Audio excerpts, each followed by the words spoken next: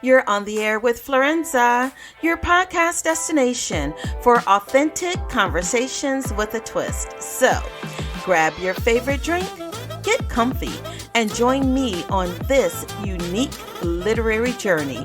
Cheers! Today on the air with Florenza, we're joined by legendary Jayne Ann Krentz, a literary force whose storytelling spans centuries and pseudonyms. Whether writing as Jane Castle, Amanda Quick, or under her own name, she crafts unforgettable romantic suspense with a psychic twist. Her latest futuristic adventure, It Takes a Psychic, whisks us back to the alien world of Harmony, where danger, desire, and dust bunnies collide. Get ready for mystery, mayhem, and a whole lot of magic, because when Jayne's at the mic, you know it's going to be a good time. Put your hands together and welcome Jayne to the show. Thank you so much, Jayne, for joining me on this episode of On the Air with Florenza, where we are going to dive into your newest book, It Takes a Psychic. But before we do, we are going to toast to an amazing show. And cheers. Uh-oh, is that water, or are you sneaking in a little vodka on us, Jayne? That's for me to know. This is Zoom. Nobody has to know. Nobody has to know. Although I am a tattletale. So this is a lot of vodka with a little bit of cranberry juice. That actually sounds better than what I've got. So So I'm going to sit that over there. Normally I sip a lot during, but I think I was pouring and the puppy started barking and I lost count of my counts. So it happens. It happens. before I dive into our questions that are going to get pulled to become part of the real call intermissions, tell us a little bit about yourself and throw in something that the average person who's a reader may not know about you, but maybe a family member does. Okay. Well, I started out as a librarian, and that's how I got into the writing business. I was actually working in a real job back in the day, reading a lot of romantic suspense, which is my all-time favorite genre. And there just came a time when I wanted to try it my way. I didn't think I could write better than anybody else who was Uh-huh. doing it. I just wanted my characters speaking my dialogue and having my issues, that I like to work with. And that's the only reason that's the reason I started writing. Um, and I was very fortunate because at the time, the romance genre and romantic suspense and gothic and all that kind of fiction, women in jeopardy kind of fiction, I guess you would say, was hitting it very big. Uh-huh. And so the timing is everything in life. And I was very Yeah. fortunate to get on that bus when the bus went by. And that's how I got started writing. And today it's full time. It's been full time now for quite a while. So With 40 titles, I'm sure it's been full time for a long time. Like, yeah, we won't go there. listen, sister, when do you sleep?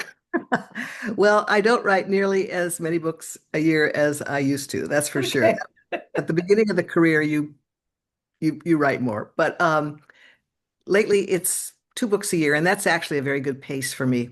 I do one contemporary under my Jayne Ann Krentz name, and then one futuristic, which is what this book is, under my Jane Castle name. This is the It Takes a Psychic, the one we're actually talking about today. Yeah. Um, and I would just like to ask that, okay, I would just like to ask Are you sure that there's no vodka in your glass? we won't know We till won't it's know. over. Um, I would just like to say Yeah. that I can take no responsibility for the dust bunnies. They have totally taken over my Jane Castle world. Yes.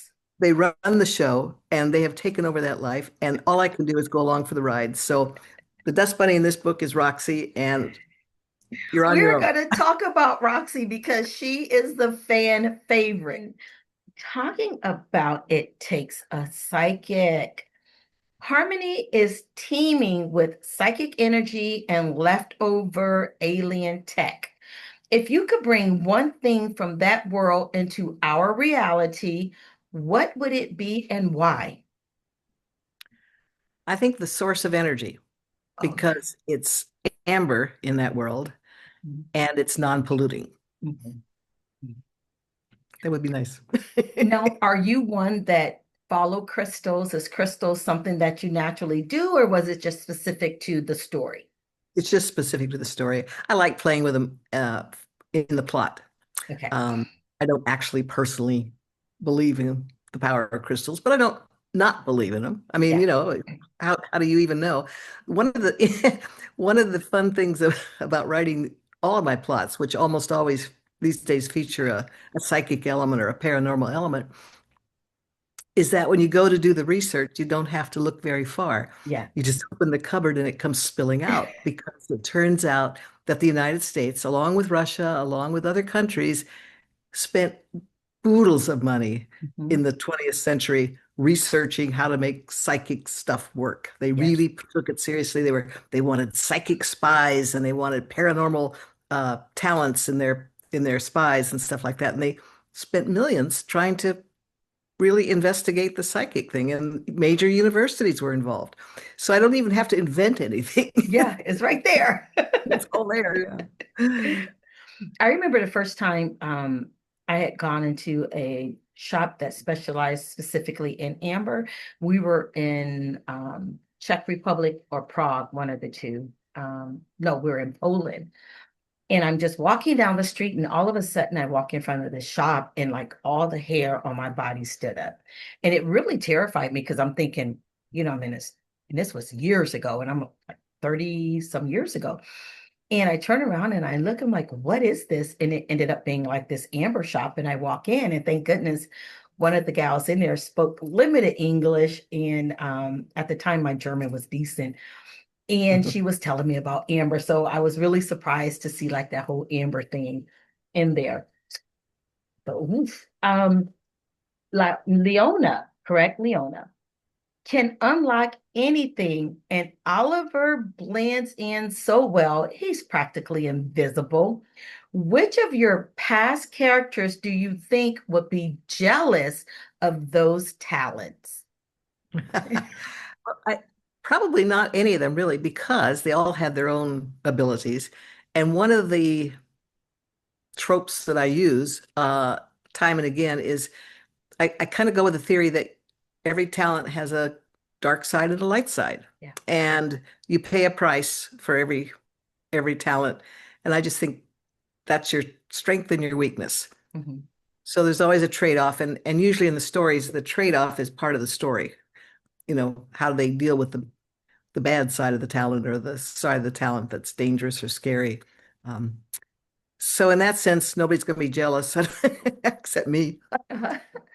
Which of the talents that you've used in any of the books were or was the most difficult, or the one that in researching it, even you had to step back and go, whoa. I think that sense of being able to touch something and sense the mystery in it, Mm, sense the energy in it that was laid down by some vibe, maybe 100 or 1,000 years ago. mhm. Um, I think every one of us has had that experience of walking into a building and not feeling quite right. Yeah, You in the amber shop. Um, something that's why I don't really write off the whole paranormal thing right off the bat, because there's just enough of the vibe out there that everybody's had something. yeah, Um, and what do we call intuition? Where's the exactly. line between intuition and a psychic vibe? I don't know. I don't think anybody can really define it. Yeah. What does your family or friends think as you are researching these areas? And, do you talk to them about what the talents that the characters have? Are they like, oh Lord, Jayne, what are you doing today? I don't usually talk about the psychic vibe, but I do use my brothers for plots, plot ideas, because they both think kind of in that engineering way. You know what I mean? They have Uh-huh. a sense, yeah, that would work, that wouldn't work. I remember calling up one of my brothers one time and saying, okay, so the car just went into the river. How do you survive a river A river in the car? crash. I know they show people doing it, but what's the secret, And he was a diver, professional diver, and so he knew how to Yeah. survive. And so I used him again for cave diving, which I cannot imagine anybody in their right minds actually doing. Uh-huh. A flooded cave, give me a break. Um, and another brother I used for electrical stuff that I had no idea what I was doing. So I lean on them for that kind of tech information.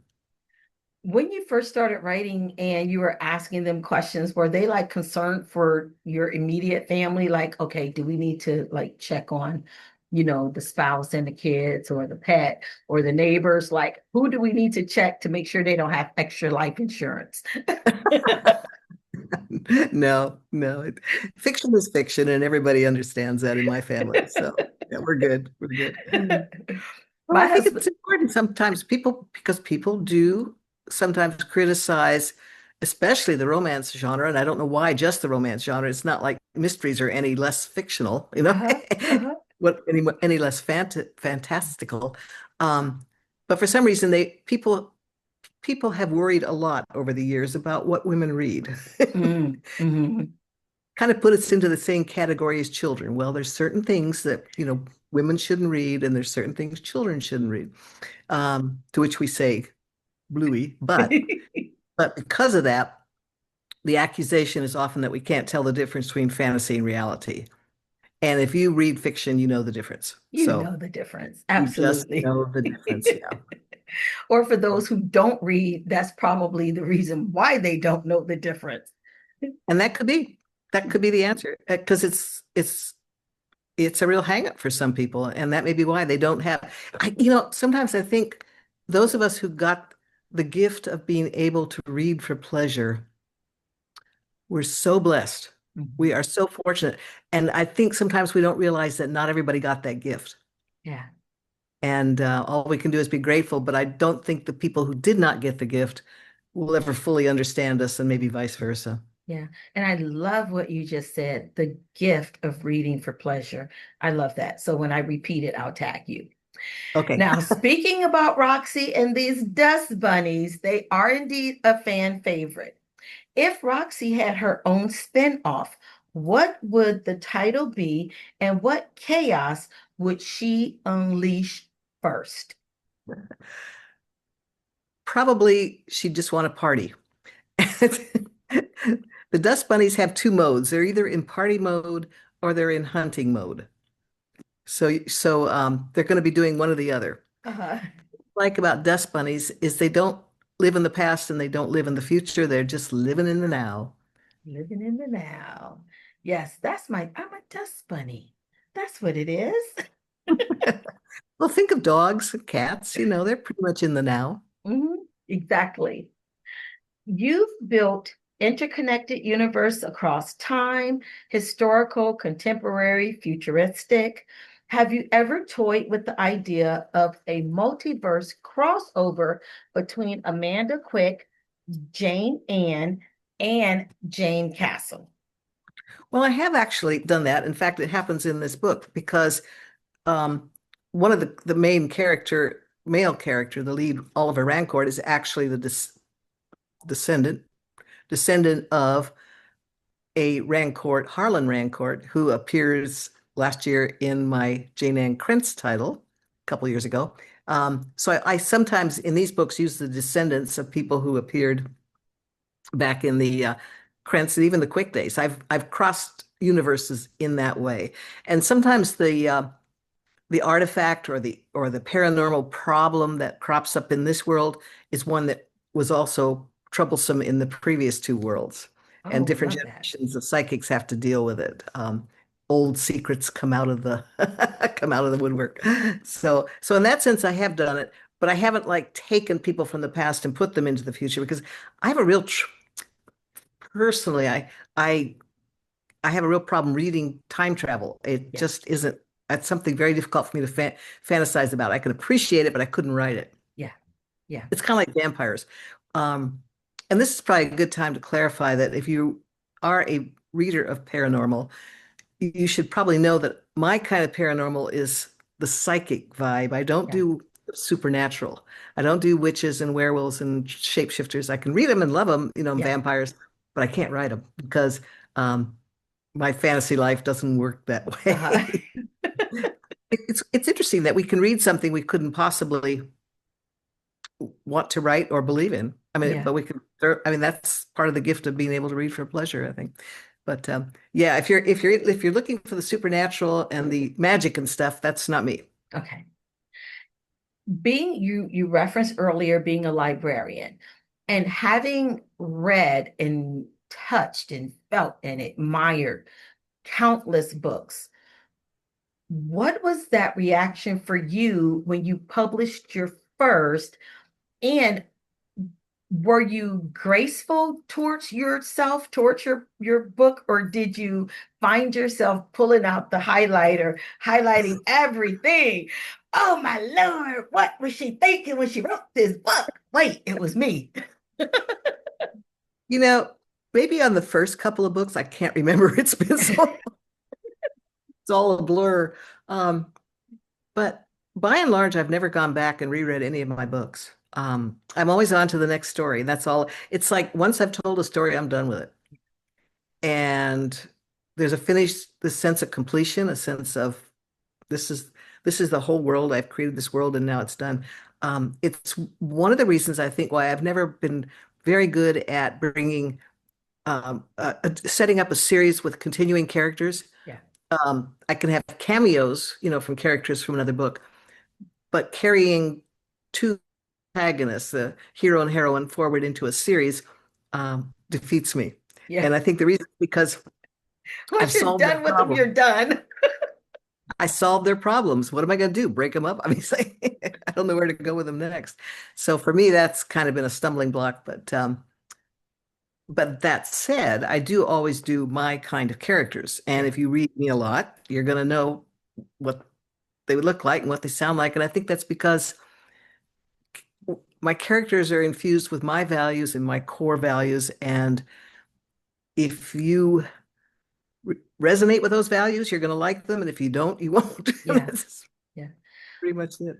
Where did that level of creative confidence come from? Because being in this arena, oftentimes that desire to stay true to oneself is lost in that quest of getting the deal, getting another deal, getting a deal with the deal. Where did that, was that always a part of who you are?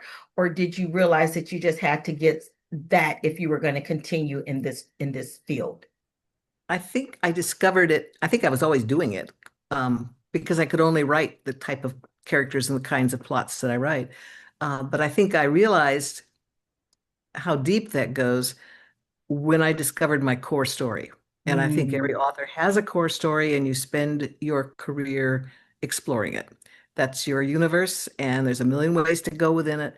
And the one piece of advice I might give aspiring authors or those who are struggling is step back and look at your core story. And it's not that fictional world that you love, whether you like the past or the present. It's not that.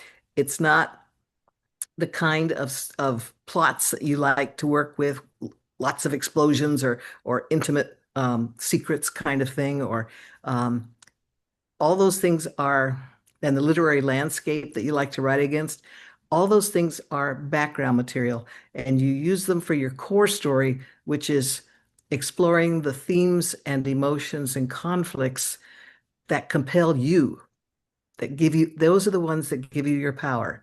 And if you stray too far from whatever those themes and conflicts are and emotions that you want to explore, you'll lose your power.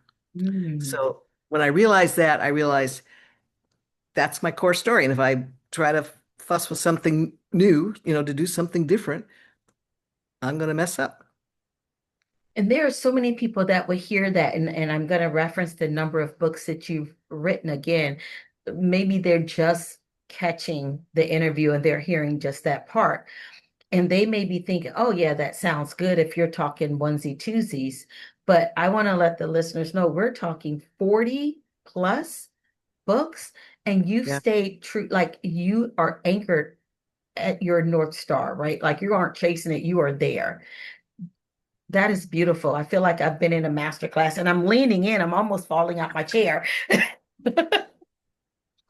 No, I think once you step back and look at it that way, it's very freeing Mm, because one of the problems with when you do start out on your career is my gosh, I sold a book, I got to do something different. I know what I'm saying, I'm writing the same thing over and over again. Well, I'm sorry, people, but you are going to be writing the same thing over and over again. At least if it works, you are. And that's where your power comes from. And it's up to you to find the new way to explore it. And that's endlessly doable. yeah, It's just because those things they don't even have to stay within the romance genre. I mean, you can take them into mysteries or science fiction or the yeah, literary world for crying out loud. I mean, you could take that concept anywhere. It probably behooves you to figure out which of the genres fit it best for yeah, you. That will help you market it. That's about the only marketing tip I can give. yeah. I love that. Find which invented wheel works for you and let it carry you, right? Let it Yeah. take you where you need to go. And in genre fiction, that's particularly true because it's powered by myth. Mhm. Uh, Genre carries the myth. Every era has multiple myths. There's not just one. I mean, look at the 1930s. There's the glamour myth from Hollywood, which is what Yes. I messed with around with for a while. I was doing those 1930s books. There's the sad depression story, Yeah. the gritty depression side of things. There's the political side with the upcoming World War II. Yeah. There's the myth of people recovering from World War I. They're not myths, they're actually foundational blocks that you build on. So you pick the one that works for your kind of story and your kind of characters. And you can do that with any era, Yeah. any setup. Oh, I love that. I could sit there for hours. Um, Thank you for that. Really, truly, thank you for that. Yep. So it takes a psychic, Leona and Oliver are forced into a reluctant partnership. What's the secret to writing chemistry that smolders without that forced angst that you sometimes see? I think it's First of all, I'd like to use intelligent people. No Intelligent dodo characters. birds for Jayne. They don't really work well for my books. But fundamentally, what makes the relationship work is developing trust between the two characters. My relationships, trust always comes first. Physical attraction may be there, but it's not what you depend on. It's not what you lean into. It's um, the relationship happens because trust is established. And that happens at the point at which the hero and heroine see the hero in each other, Mm, because that lays the foundation for respect, mutual respect. You know, you can trust this guy. He's an honorable person. He knows he can trust the heroine because she's an honorable woman. And honor matters in fiction. It matters no matter how flawed the characters. In the end, we want them to do the right things. yeah. Um, I think it's part the reason people come back to genre fiction again and again is because they want to see those core virtues and values reaffirmed. Mhm.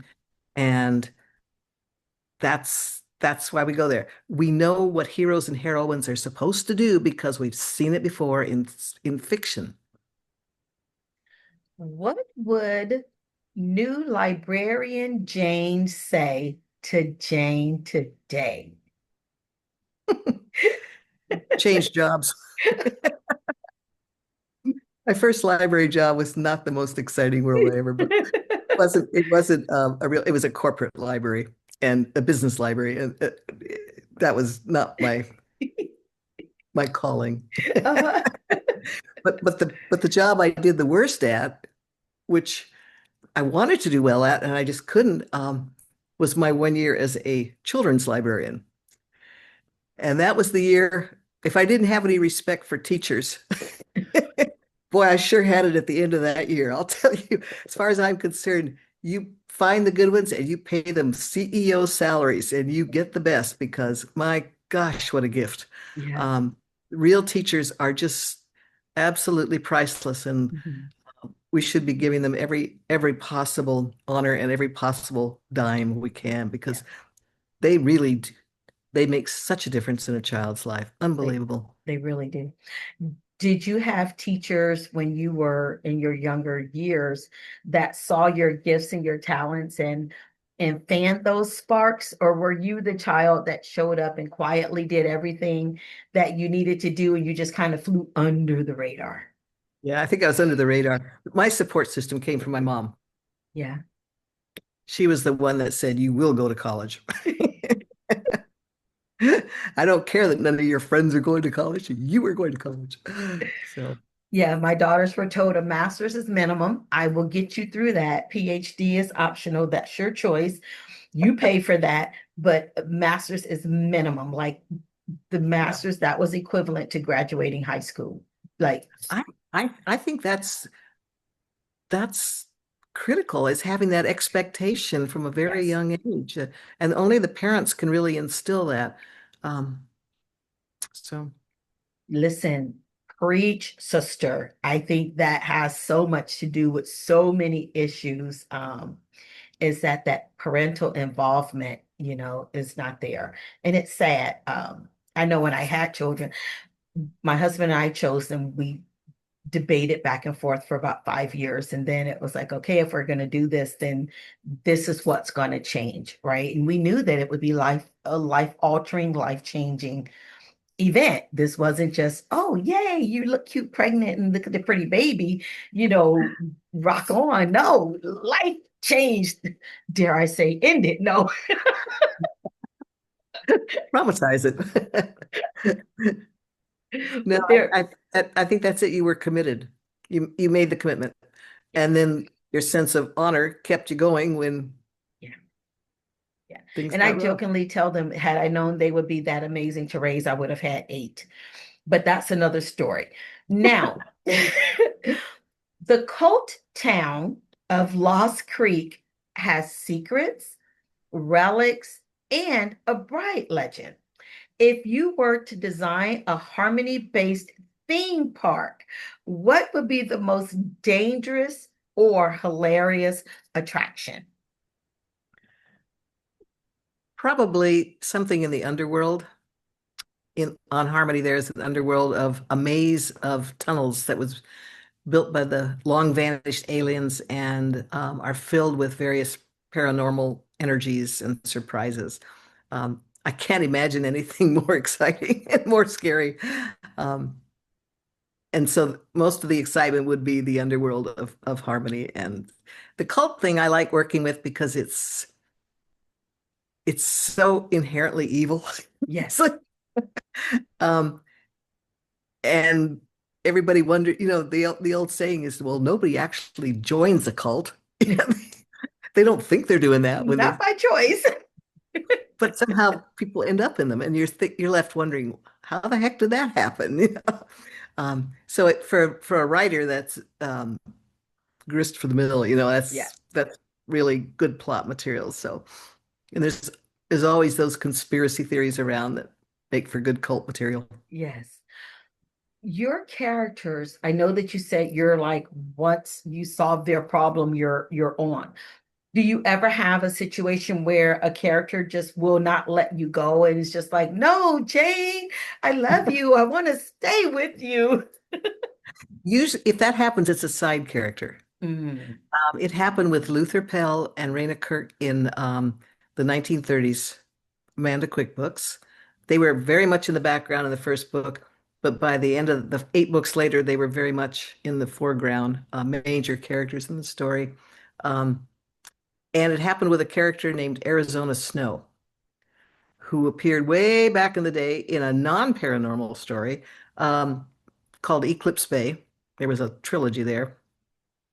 And later, I went back to her when I started writing the Arcane Society books. because she was such a interesting character. And the reason I could do that is because I never had to solve all her mysteries.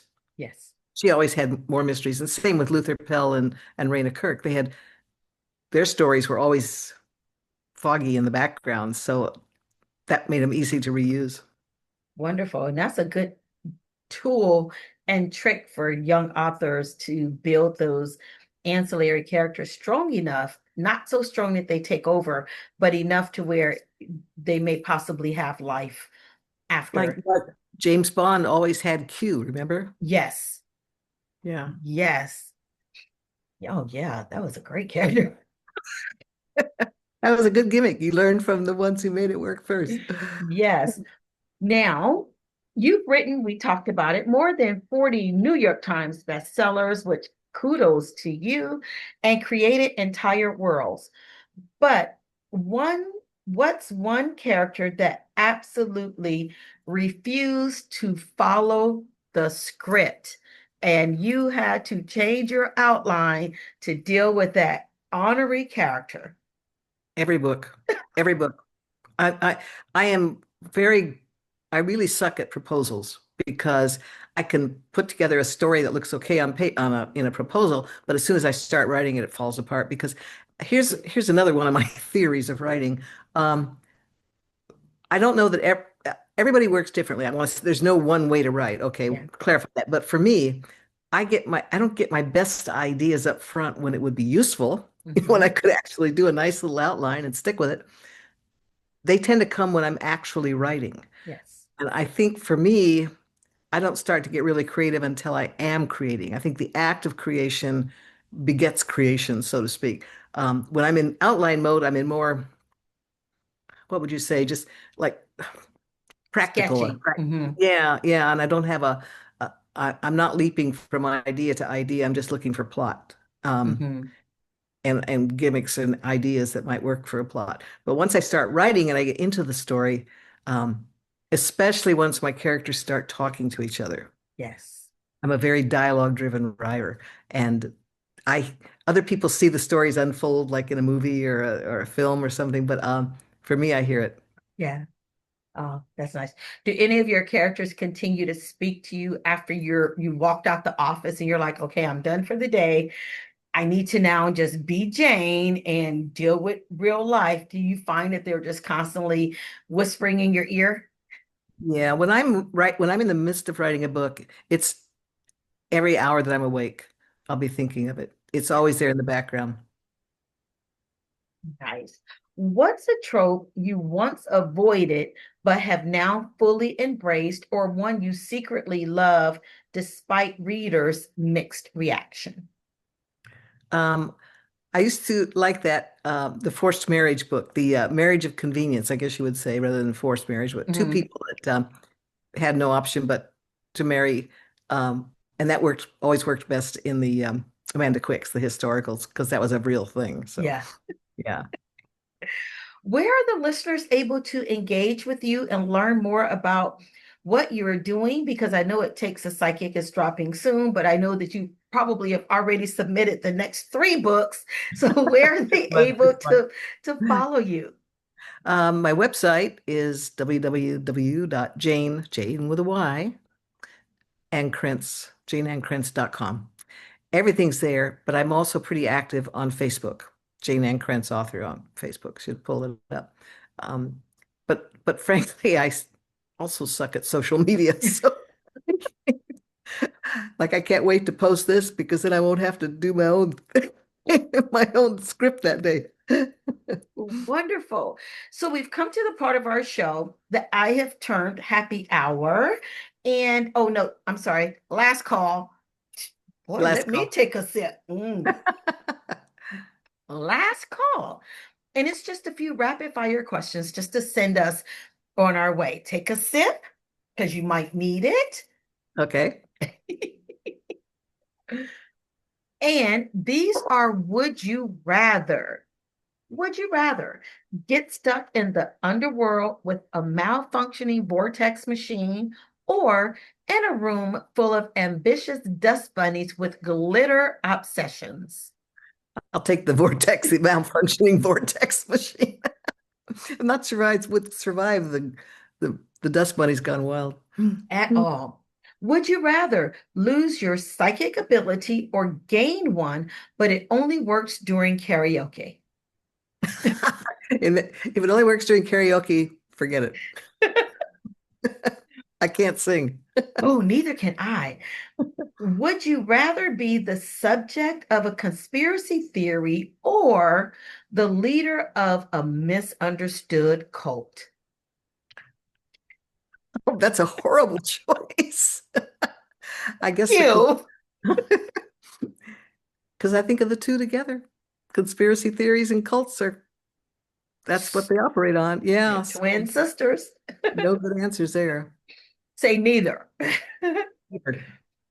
Would you rather time travel with Amanda Quick or be stranded on Harmony with Jane Castle? Stranded on Harmony.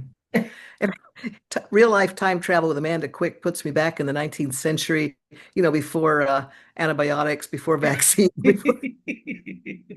before even good anesthesia. No thanks. No, thank you. Last one.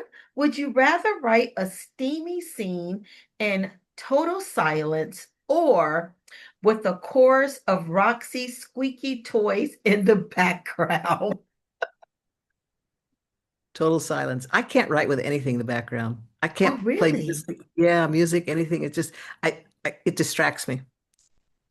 Yeah. And I am the opposite. I think because my brain never stops, silence makes that little Gemini part of my brain starts inventing things, and I start creating like songs and other stories. And if you give me music and a TV, it's like it silences the Roxys, if you will. Oh, that's It very puts the Roxys to sleep. very interesting. Yeah, I can see that. I get that. I can see how that would work. Yeah. Well, they do Yeah. say that absolute silence is like a torture. If they put you in a padded room or whatever, you apparently can drive you crazy. So I that I think only believe. for us crazies. I think for people that have really good, normal, healthy upbringing, silence is a treat. Well, thank you, Jane. This has been so much fun. Oh, my pleasure. Thank you so much. You're welcome. And this wraps up another episode of On the Air with Florenza.